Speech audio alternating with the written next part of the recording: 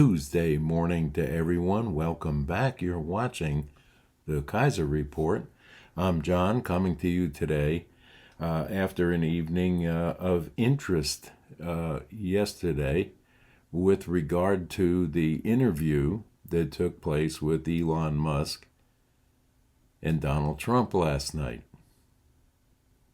It got a 45-minute delay due to some sort of, I guess they're describing it as a hack that got into a delay mode because of a whole bunch of bots trying to sign on at the same time. And media is having fun with that this morning, saying that, Elon Musk isn't as smart as he was or supposed to be. So there's your mainstream media take on everything. It was an interview that took place, much more of a question by Elon of things such as the economy, the border, what happened with the assassination attempt, and things like that as it progressed for the 2 hours that it went on. There's a slight bit of disappointment here on our part that we didn't hear more about the Bitcoin currency talk that Trump was making noises about at the Bitcoin convention. And we know that Elon has his own ideas about that, but they didn't get into that. But they left the door open for future talks between these two great guys that have made imminent successes out of their lives and their businesses and so on. The disappointing factor in my outlook on what took place in this interview, both what I listened to last night and then listened to the pundits this morning talking about it, was the fact that I think that Mr. Trump needs to talk less and listen more. And the day of, first of all, let me give you some background of people that grew up in Queens, New York, and in the surrounding areas. These people are very, very much like what you see in Donald Trump right now. When he talks and makes fun of people or assigns names to people. This is what I grew up with in New York. And it's commonplace there at that time. But since all of the, hurt feelings and everybody being so thin-skinned, it's not an acceptable process anymore when you look at the fact that you cannot continue in that fashion because people get upset now. He has good points, and I understand that he has to repeat himself over and over again because we have a voting population with very, very short memories here. And we have to understand that if you do not continually tell them what you have accomplished, how you're going to re-accomplish that, and how are you going to fix problem A, problem B, and problem C, which he does on a regular basis. And if you look at the other side of the coin, you get no inkling there of what their plans are to fix A, B, C, and D. So he feels that he has to continually toot his own horn about he's accomplished this, he's accomplished that, and so on and so on. That's awesome. I think Elon did a great job. I think that Trump did a great job in this interview. But they're picking on things in mainstream media this morning that are more along the lines of they're saying that he had a slurred speech. Well, coming from someone that uses microphones daily, and Lord knows I've had my problem with syncing microphones and making microphones sound correct and be true to your voice, there are several things that you have to do with these to make that happen. If you looked at the pictures of both parties during that conversation, Musk had a microphone, a lavalier type microphone attached to him. Trump was using an iPhone on a table propped up on something, which will give you a distorted voice from time to time on speakerphone. That's my take on it. I may be a little off base on that, but I don't believe that he has a speech problem. I don't believe it was slurred speech. I think it was a purely an instrument problem that they were having. Obviously, they were 45 minutes late due to technical problems that took place in the area of X where this interview was taking place. Some good points were made. I believe, and it's my true belief, if he is to continue to run for president and hopes to win, he has to cut back on the name calling, name assignments, and poking fun at this, that, or the other thing. Stick to the program at hand of how and what has gone wrong, and also stick to your solutions for fixing the problems that you're pointing out. I don't believe if he carries on this way, in that fashion, I think the other side will be hard-pressed to come up with the solutions and the answers to the questions. And I don't believe in an interview like that took place last night that the other side would be able to do as well. And again, this is my personal belief. But we need to stop the name calling and the assigning of names to people. We know the weaknesses. We've seen it for 3.5 years right now. And yes, his competition is out saying that they know how to fix things and they can do it if elected. Well, they're sitting in that elected seat right now. Both Joe Biden and his vice president, Kamala Harris, have every opportunity for the next 5 months to implement what they're running on to show you that this can be done. Which makes me believe their reticence to do that right now indicates to me that they have no intentions of doing it if they're reelected to do it. They're in power now. Make the things you're saying that you will do happen while you're still in power.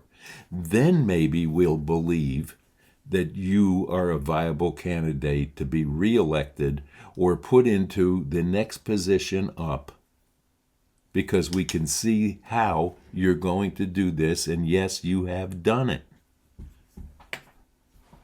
Does that make perfect sense to you? Because it does to me. Why wait until you're elected to do this when you're sitting in the seat of power now with the abilities to do it? This is the amusing part of this whole thing. And Kamala Chameleon, as they're calling her, is not doing what she says that she will do if elected, while she's sitting in a seat of power with the ability to do it now. Come on. I mean, seriously, folks. It is funny to a point and very, very sad that it's not being done. You want to go tell the UAW this, that, and the other thing, go there and say, this is what I'm going to do tomorrow because I'm in the seat of power now to do it. Don't say, if you elect me, I'll think about doing this. Or make promises that you know that you can full well implement now. It's almost a show. We're living in the Truman Show of politics at its best. So I've been looking for things that are on the happier side of life to come and report to you about daily. And I got to thinking this morning, I was bewildered about what to say today that wasn't so damn negative that I have to come out every day and talk about. And then I said to myself, this is the amusing part of the political situation that we sit in right now. And what's even funnier in this theater of amusements is that media is opening and closing the curtain on this show. No one is asking any questions. Time magazine does a fluff article and puts her on the cover of their magazine without an interview. She's not giving interviews to anyone because, God forbid, one smart journalist is going to say what I'm saying today is, why aren't you doing it now? 5 months she has. And if I were in her pantsuit, which is another amusing part, she must have gotten into Hillary Clinton's closet. And it's ridiculous to be prancing around in these pastel-colored suits that are ill-fitting at best. It is an amusement show. It's the Truman Show, and we're living in it. We're part of it. But don't wait. You have 5 months, and you're sitting in the seat of power right now and asking us to put you in a seat of power to accomplish the things that you are in there now to do. How ridiculous can you get? It's fake news. Yeah. It's beyond funny. It's a tragedy what's taking place in this country today. All while we have pictures of the sitting president laying asleep on a beach while there's a war going on between Israel and Hamas, between Israel and Iran, and all of the problems that we have with immigration and economy in this country, and he's asleep on the beach. Gave up. Kamala's in charge now, but she can't do anything unless you elect her to do it in 2025. Well, she has 5 full months to implement everything she says she's going to do now. Can someone in the comments section below explain to me how that works? Explain to me what the leaders of the rest of the world think about Joe Biden asleep on the beach while bombs are going off in war zones that he propagated. Then he comes out with the interview yesterday, bitter about having the knives in his back that Pelosi put there. And all he has to say to the American people is, number one, a couple of lies, which he carries through from the Charlotte to the bloodbath thing. All have been discredited, but that's still his talking points, even though he's been chastised for lying about this in the past. And all he has to say in this big interview that he gave yesterday is, we can't let Donald Trump be elected.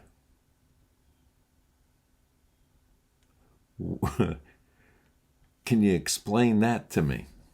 Tell me in the comments section what you believe, because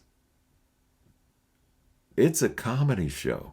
It's a sitcom that we're sitting through in this election cycle. And I've decided that I'm going to enjoy the show instead of railing about it, because it's all out there on the table for you to see right now.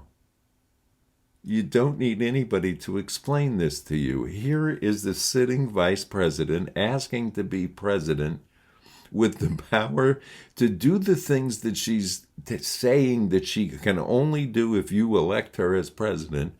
She can do it now. Joe's gone. He's not in charge of anything, but she can go to Obama and ask him, to help her with this and get it done. Which simply indicates to anybody that has a mind and can think that they have no intentions of doing any of what they're running on. And this is the amusing part. They really believe, the mainstream media and the Democratic Party really believe that we are all idiots.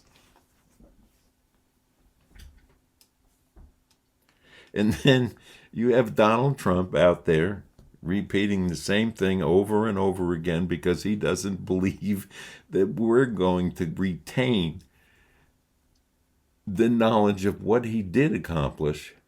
And then he has to battle every day against the liars that say that he didn't. It's a show.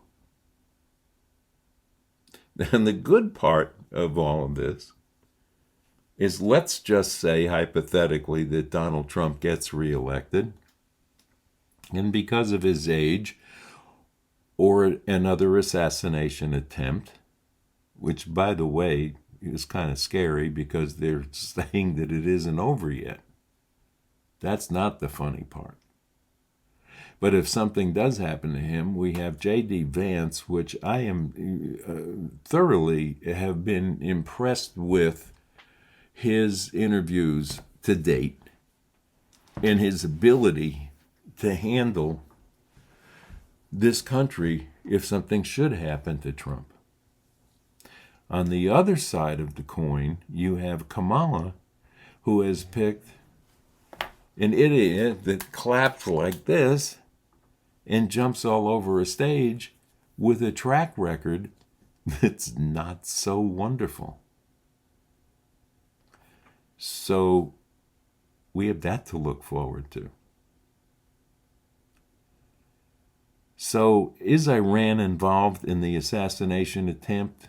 They're trying to make noise now out of the White House and some of the three-letter agencies that may be a possibility.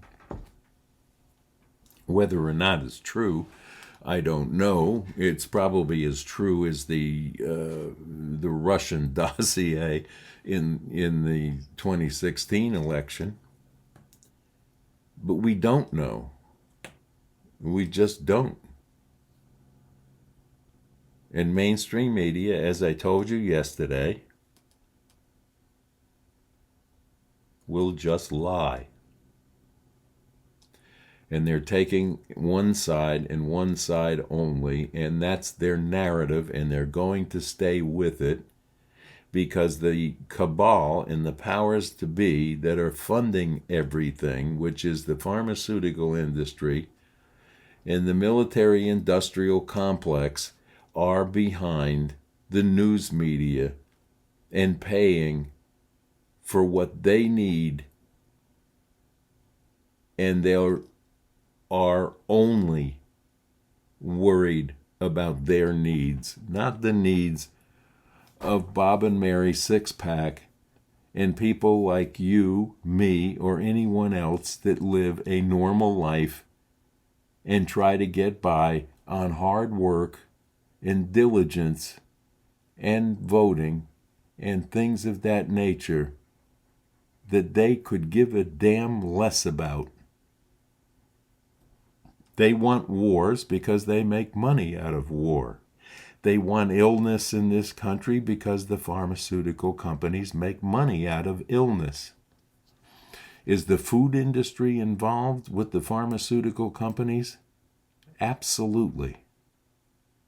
The food that we have available to us today, the genetically modified processed foods, are what is killing you, what is making you sick, what is causing cancer and other maladies that the pharmaceutical companies have an answer for to put you on for life.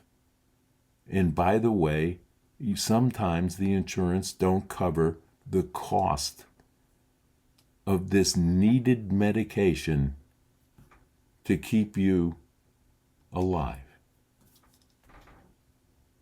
Why is diabetes at all-time highs? It's in the processed foods.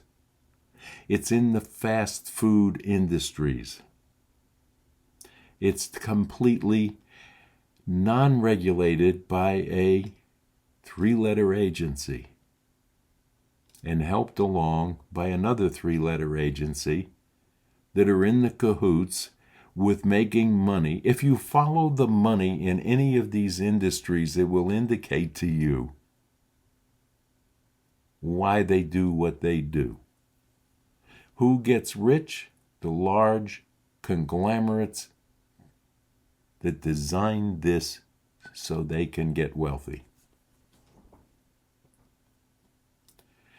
It's here, it's there, it's everywhere in this world today.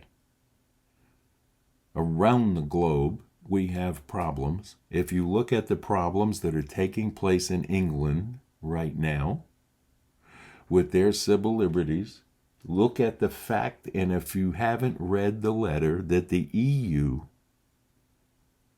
sent to Elon Musk, you need to. It's on X, Twitter, whatever you want to call it. It's there for you to look at. It's published. It's amazing. England has a migration problem. Germany has a migration problem. France has a migration problem. The United States has a migration problem. Canada is getting there. And some of it is causing death and mayhem in certain cities, not only in this country, but others as well. We need to understand who these migrants are and where they come from and why they're coming. And Trump is right. They have emptied out the Venezuelan jails, and they got rid of their gang members, which were terrorizing their communities, and now they're here. And in England, they have problems with certain Muslim sects that are not nice people. There's stabbings, there's rapes, there's things going on that are perfectly acceptable to the sick minds that do it. But our population has to absorb this and deal with it, which is not a good thing. You look at the Olympics, the opening and the closure of the Olympics should tell you that Satan is involved in their thinking. And their twisted outlook on where the world is going.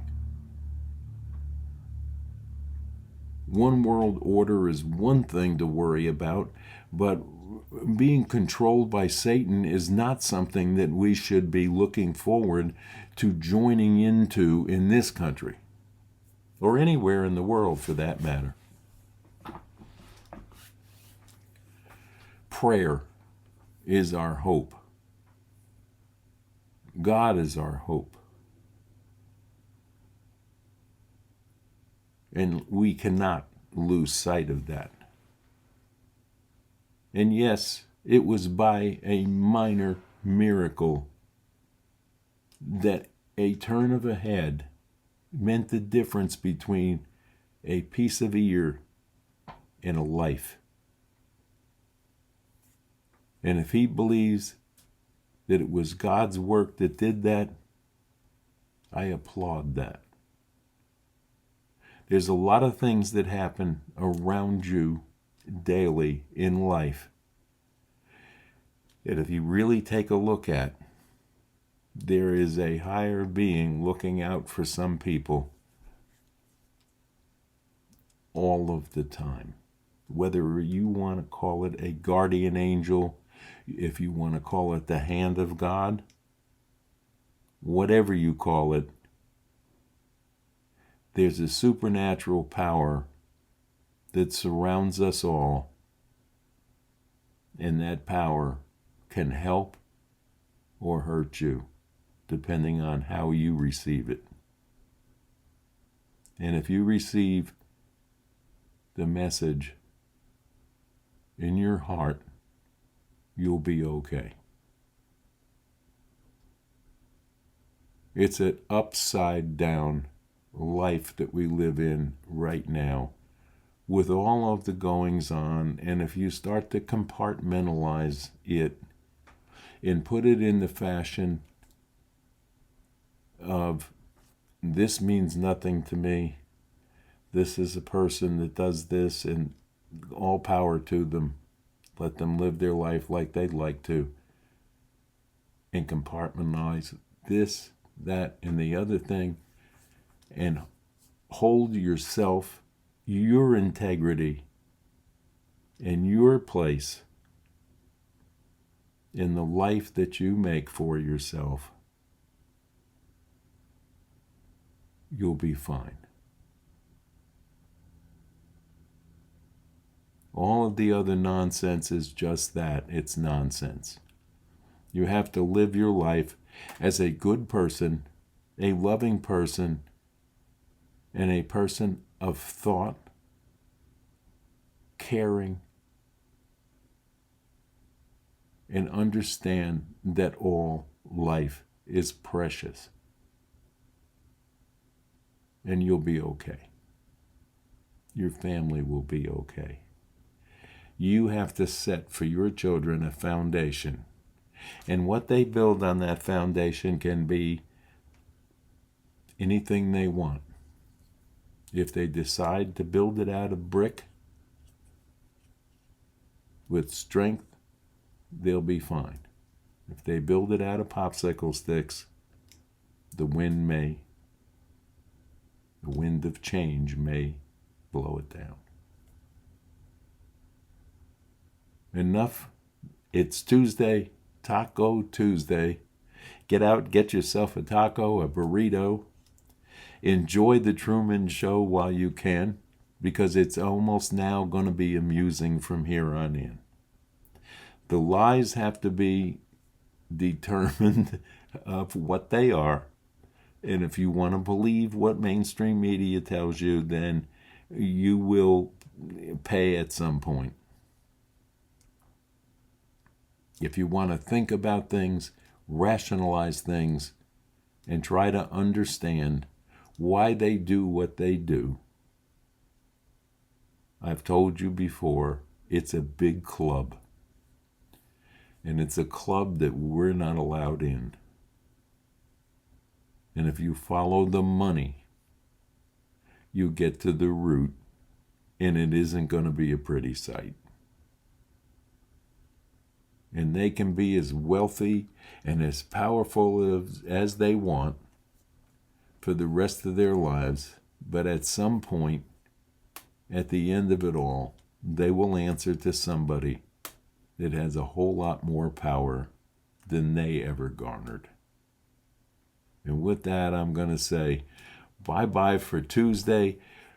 Tune in tomorrow, Wednesday, for the Wednesday Kaiser Report. And hopefully we'll have a few more laughs tomorrow, because it's getting funny now. It's no longer as upsetting and pathetic as I thought it was. I'm going to find amusement in this and report the funny side of what's going on to you from here on in. And wow, it's quite the show.